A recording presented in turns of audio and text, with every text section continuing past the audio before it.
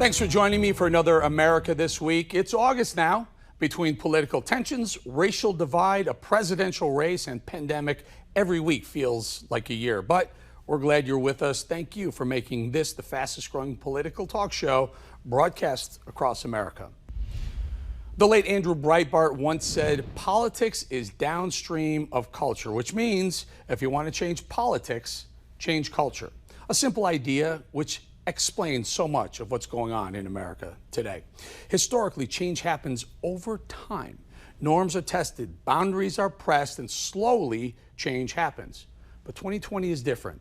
There's a cultural revolution happening in America as we speak, an explosion of pushing the limits of what society can handle before breaking or after, too soon to tell. Every cultural norm right now is being challenged. And like it or not, America is changing. Remember, first our culture, next our politics. Finally, life in America will reflect what's happening right now. The question is, are you ready for what's coming next, America?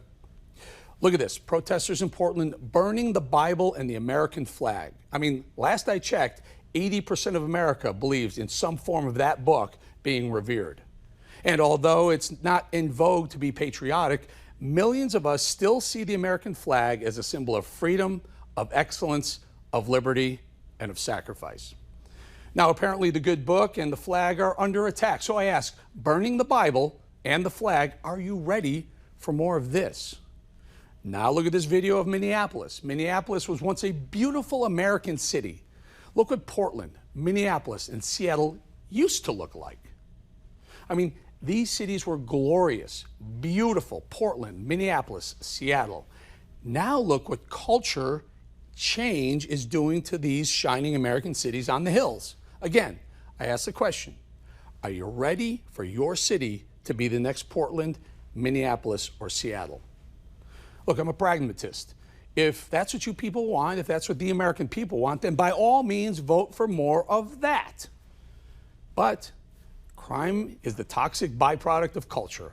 The amped up cultural revolution is demanding cities defund their police departments.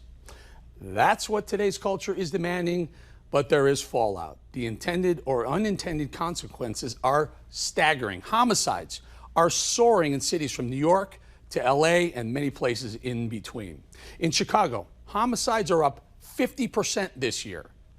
New York City has seen a 72% increase in shootings this year, and in July, shootings rose 177% compared to the same time last year.